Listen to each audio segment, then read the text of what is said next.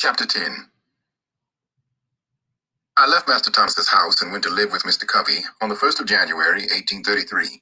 I was now, for the first time in my life, a field hand. In my new employment, I found myself even more awkward than a country boy appeared to be in a large city.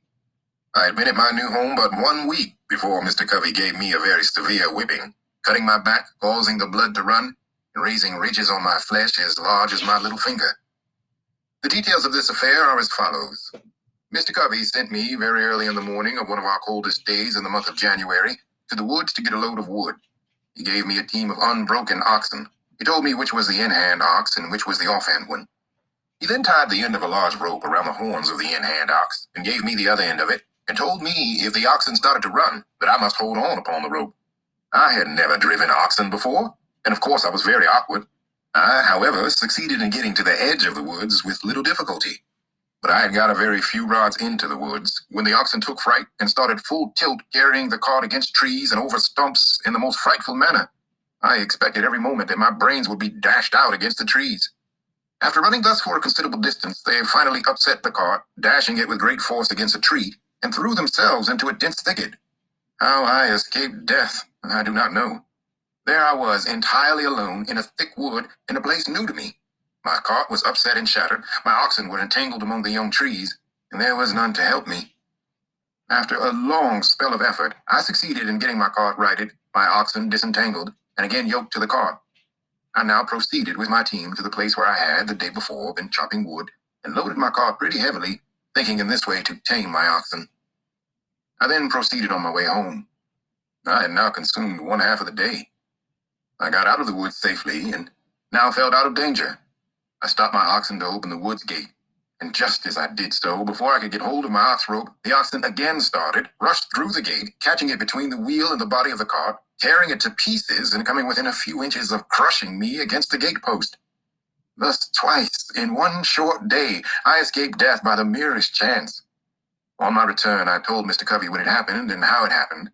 He ordered me to return to the woods again immediately. I did so, and he followed on after me. Just as I got into the woods, he came up and told me to stop my cart, and that he would teach me how to trifle away my time and break gates. He then went to a large gum tree, and with his axe cut 3 large switches, and after trimming them up neatly with his pocket knife, he ordered me to take off my clothes. I made him no answer, but stood with my clothes on. He repeated his order. I still made him no answer, nor did I move to strip myself.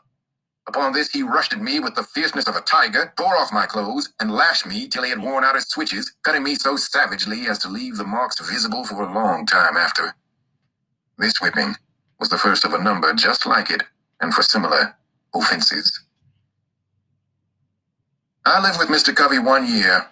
During the first 6 months of that year, scarce a week passed without his whipping me. I was seldom free from a sore back. My awkwardness was almost always his excuse for whipping me. We were worked fully up to the point of endurance. Long before day were up, our horses fed, and by the first approach of day, we were off to the field with our hoes and plowing teams. Mr. Covey gave us enough to eat, but scarce time to eat it. We were often less than 5 minutes taking our meals. We were often in the field from the first approach of day till its last lingering ray had left us. And at saving fodder time, midnight often caught us in the field binding blades. Covey would be out with us. The way he used to stand it was this. He would spend the most of his afternoons in bed. He would then come out fresh in the evening, ready to urge us on with his words, example, and frequently with the whip. Mr. Covey was one of the few slaveholders who could and did work with his hands. He was a hard-working man. He knew by himself just what a man or boy could do. There was no deceiving him. His work went on in his absence almost as well as in his presence, and he had the faculty of making us feel that he was ever present with us. Now this he did by surprising us. He seldom approached the spot where we were at work openly, if he could do it secretly. He always aimed at taking us by surprise. Such was his cunning that we used to call him, among ourselves, the snake. When we were at work in the cornfield, he would sometimes crawl on his hands and knees to avoid detection, and all at once he would rise nearly in our midst and scream out, "Ha, ha! Come! Dash on! Dash on!" This being his mode of attack, it was never safe to stop a single minute. His comings were like a thief in the night. He appeared to us as being ever at hand. He was under every tree, behind every stump, in every bush, and at every window on the plantation. He would sometimes mount his horse as if bound to St. Michael's, a distance of 7 miles, and in half an hour afterwards you would see him coiled up in the corner of the wood fence, watching every motion of the slaves. He would for this purpose leave his horse tied up in the woods. Again, he would sometimes walk up to us and give us orders as though he was upon the point of starting on a long journey, turn his back upon us and make as though he was going to the house to get ready, and before he would get halfway thither, he would turn short and crawl into a fence corner or behind some tree, and there watch us till the going down of the sun. Mr. Covey's forte consisted in his power to deceive. His life was devoted to planning and perpetuating the grossest deceptions. Everything he possessed in the shape of learning or religion, he made conform to his disposition to deceive. He seemed to think himself equal to deceiving the Almighty. He would make a short prayer in the morning and a long prayer at night. As strange as it may seem, few men would at times appear more devotional than he. The exercises of his family devotions were always commenced with singing, and as he was a very poor singer himself, the duty of raising the hymn generally came upon me. He would read his hymn and nod at me to commence. I would at times do so. At others, I would not. My non-compliance would almost always produce much confusion. To show himself independent of me, he would start and stagger through with his hymn in the most discordant manner. In this state of mind, he prayed with more than ordinary spirit. Poor man, such was his disposition and success at deceiving, I do verily believe that he sometimes deceived himself into the solemn belief that he was a sincere worshipper of the Most High God. And this, too, at a time when he may be said to have been guilty of compelling his woman slave to commit the sin of adultery. The facts in the case are these. Mr. Covey was a poor man. He was just commencing in life. He was only able to buy one slave, and, shocking as is the fact, he bought her, as he said, for a breeder. This woman was named Caroline. Mr. Covey bought her from Mr. Thomas Lowe, about 6 miles from St. Michael's. She was a large, able-bodied woman, about 20 years old.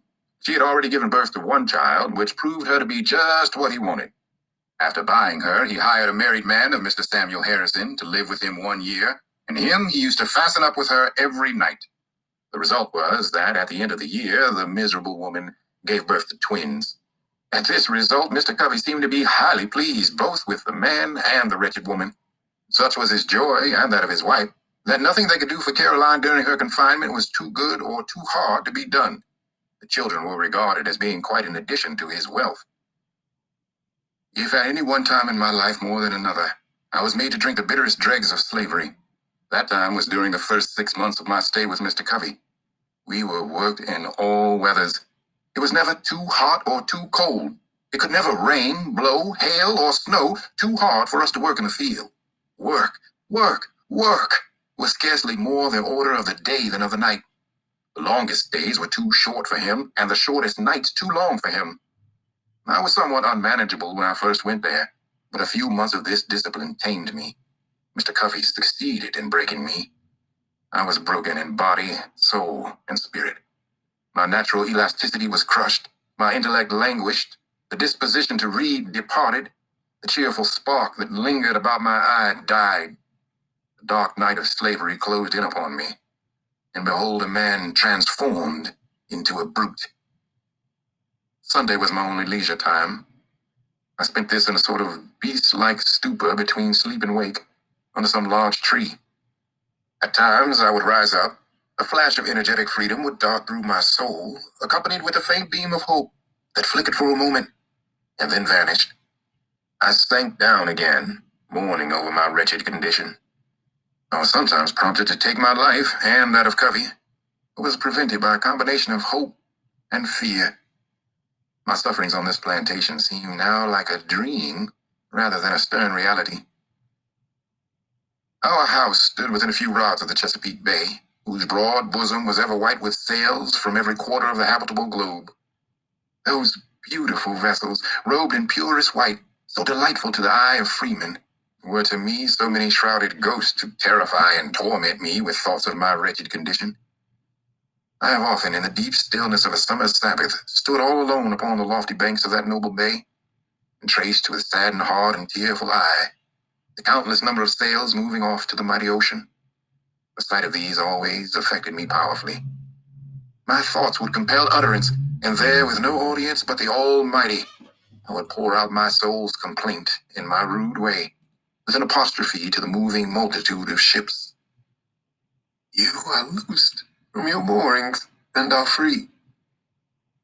I am fast in my chains and am a slave. You move merrily before the gentle gale, and I sadly before the bloody whip. You are freedom's swift-winged angels that fly round the world. I am confined in bands of iron. Oh, that I were free! Oh, that I were on one of your gallant decks and under your protecting wing. Alas, betwixt me and you the turbid waters roll. Go on, go on. Oh, that I could also go. Goodbye, but swim. If I could fly. Oh, why was I born a man of whom to make a brute? The glad ship is gone. She hides in the dim distance. I am left in the hottest hell of unending slavery. Oh, God, save me. God, deliver me. Let me be free. Is there any God? Why am I a slave? I will run away. I will not stand it. Get caught or get clear, I will try it. I might as well die with ague as the fever. I have only one life to lose. Might as well be killed running as die standing. Only think of it, 100 miles straight north and I am free. Try it. Yes, God helping me, I will. It cannot be that I shall live and die a slave. I will take to the water. Oh, this very bay shall yet bear me into freedom. The steamboat steered at a northeast course from North Point. I would do the same. And when I get to the head of the bay, I will turn my canoe adrift and walk straight through Delaware into Pennsylvania. When I get there, I shall not be required to have a pass. I can travel without being disturbed. Let but the first opportunity offer, and come what will, I am off. Meanwhile, I will try to bear up under the yoke. I am not the only slave in the world. Why should I fret? I can bear as much as any of them. Besides, I am but a boy, and all boys are bound to someone. It may be that my misery and slavery will only increase my happiness when I get free. There is a better day coming. Thus I used to think, and thus I used to speak to myself, goaded almost to madness at one moment, and at the next, reconciling myself to my wretched lot. I've already intimated that my condition was much worse during the first 6 months of my stay at Mr. Covey's than in the last 6. The circumstances leading to the change in Mr. Covey's course towards me form an epoch in my humble history. You have seen how a man was made a slave. You shall see how a slave was made a man. On one of the hottest days of the month of August, 1833, Bill Smith, William Hughes, a slave named Eli, and myself were engaged in fanning wheat. Hughes was clearing the fan wheat from before the fan. Eli was turning, Smith was feeding, and I was carrying wheat to the fan. The work was simple, requiring strength rather than one entirely unused to such work. It came very hard. About 3 o'clock of that day, I broke down. My strength failed me. I was seized with a violent aching of the head, attended with extreme dizziness. I trembled in every limb. Finding what was coming, I nerved myself up, feeling it would never do to stop work. I stood as long as I could stagger to the hopper with grain. When I could stand no longer, I fell, and felt as if held down by an immense weight. The fan, of course, stopped. Everyone had his own work to do, and no one could do the work of the other and have his own go on at the same time. Mr. Covey was at the house about 100 yards from the treading yard where we were fanning. On hearing the fan stop, he left immediately and came to the spot where we were. He hastily inquired what the matter was.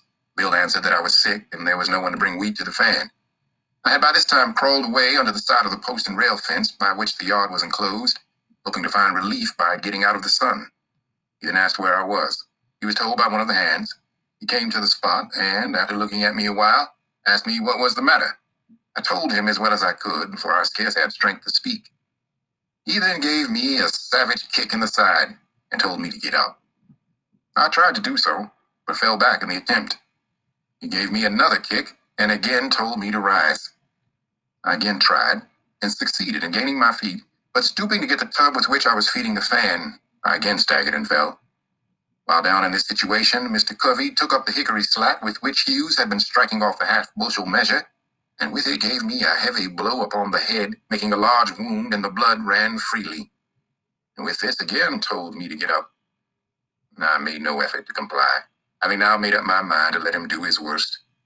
In a short time after receiving this blow, my head grew better. Mr. Covey had now left me to my fate. At this moment, I resolved for the first time to go to my master, enter a complaint, and ask his protection. In order to do this, I must that afternoon walk 7 miles, and this, under the circumstances, was truly a severe undertaking. I was exceedingly feeble, made so as much by the kicks and blows which I received as by the severe fit of sickness to which I had been subjected. I, however, watched my chance while Covey was looking in an opposite direction, and started for St. Michael's. I succeeded in getting a considerable distance on my way to the woods when Covey discovered me and called after me to come back, threatening what he would do if I did not come. I disregarded both his calls and his threats, and made my way to the woods as fast as my feeble state would allow.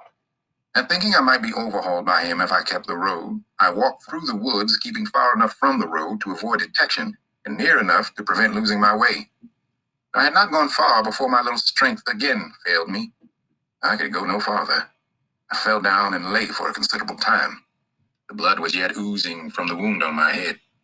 For a time I thought I should bleed to death. I think now that I should have done so, but that the blood so matted my hair as to stop the wound.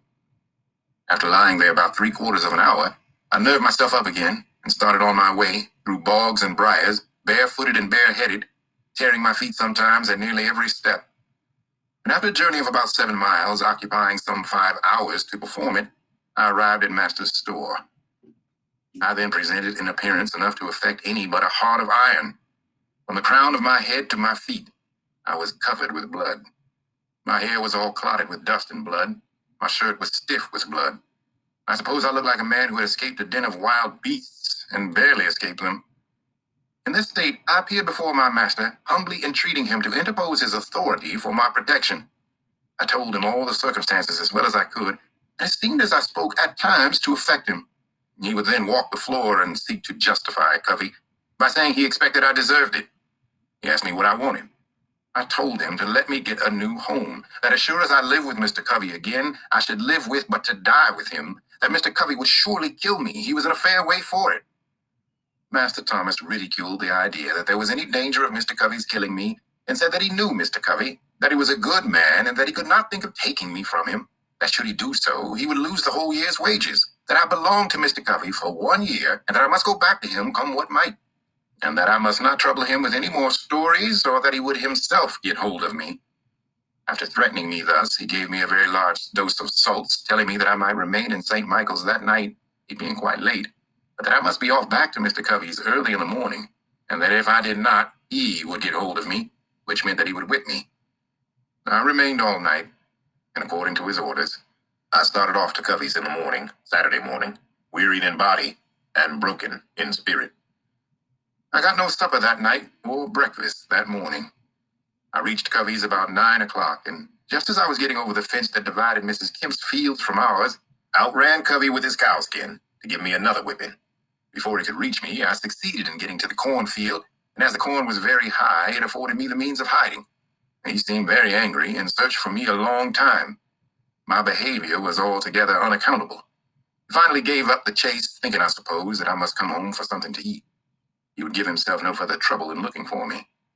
I spent that day mostly in the woods, having the alternative before me to go home and be whipped to death, or stay in the woods and be starved to death. That night, I fell in with Sandy Jenkins, a slave with whom I was somewhat acquainted. Sandy had a free wife who lived about 4 miles from Mr. Covey's, and it being Saturday, he was on his way to see her. I told him my circumstances, and he very kindly invited me to go home with him. I went home with him, and talked this whole matter over, and got his advice as to what course it was best for me to pursue. I found Sandy an old adviser. He told me with great solemnity I must go back to Covey, but that before I went, I must go with him into another part of the woods where there was a certain root, which, if I would take some of it with me, carrying it always on my right side, would render it impossible for Mr. Covey or any other white man to whip me. He said he had carried it for years, and since he had done so, he had never received a blow and never expected to while he carried it. I at first rejected the idea that the simple carrying of a root in my pocket would have any such effect as he had said, and was not disposed to take it. But Sandy impressed the necessity with much earnestness, telling me it could do no harm if it did no good. Not to please him, I at length took the root, and according to his direction, carried it upon my right side. This was Sunday morning. I immediately started for home, and upon entering the yard gate, out came Mr. Covey on his way to meeting.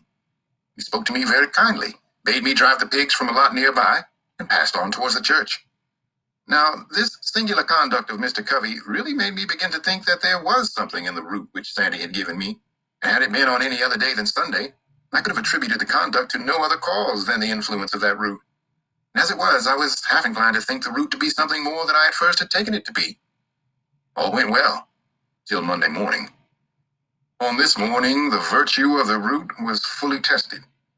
Long before daylight, I was called to go and rub, curry, and feed the horses. I obeyed and was glad to obey.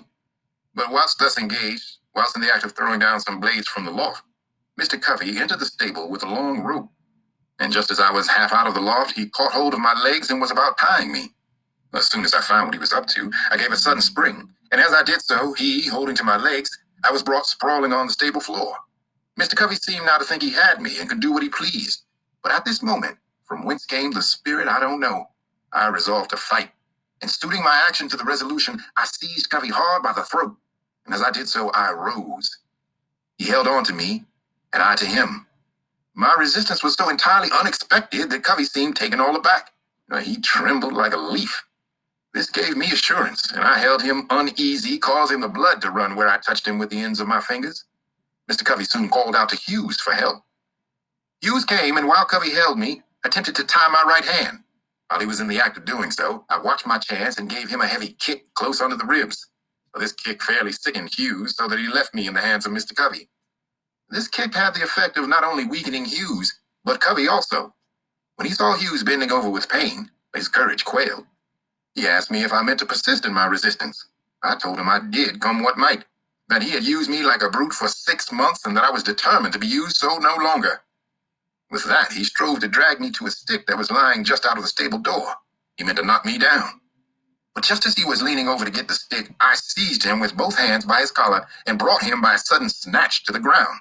And by this time, Bill came. Covey called upon him for assistance. Bill wanted to know what he could do.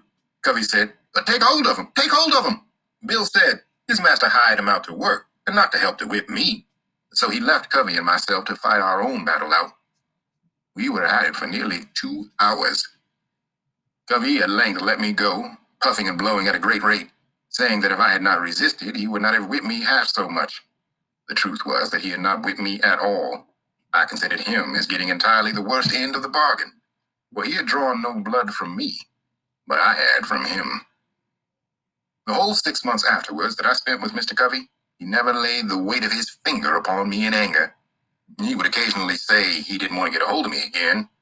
No, thought I, you need not, or you will come off worse than you did before. This battle with Mr. Covey was the turning point in my career as a slave. It rekindled the few expiring embers of freedom and revived within me a sense of my own manhood.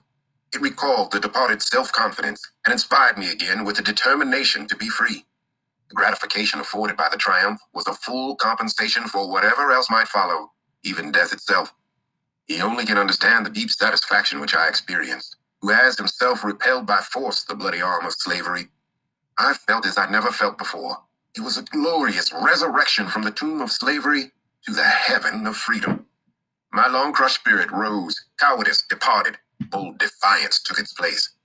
And I now resolved that however long I might remain a slave in form, the day had passed forever when I could be a slave in fact. I did not hesitate to let it be known of me that the white man who expected to succeed in whipping must also succeed in killing me. From this time, I was never again what might be called fairly whipped, though I remained a slave 4 years afterwards. I had several fights, but was never whipped. It was for a long time a matter of surprise to me why Mr. Covey did not immediately have me taken by the constable to the whipping post, and there regularly whipped for the crime of raising my hand against the white man in defense of myself. And the only explanation I can now think of does not entirely satisfy me, but such as it is, I will give it. Mr. Covey enjoyed the most unbounded reputation for being a first-rate overseer and Negro breaker. It was of considerable importance to him. That reputation was at stake, and had he sent me, a boy about 16 years old, to the public whipping post, his reputation would have been lost. So, to save his reputation, he suffered me to go unpunished. My term of actual service to Mr. Edward Covey ended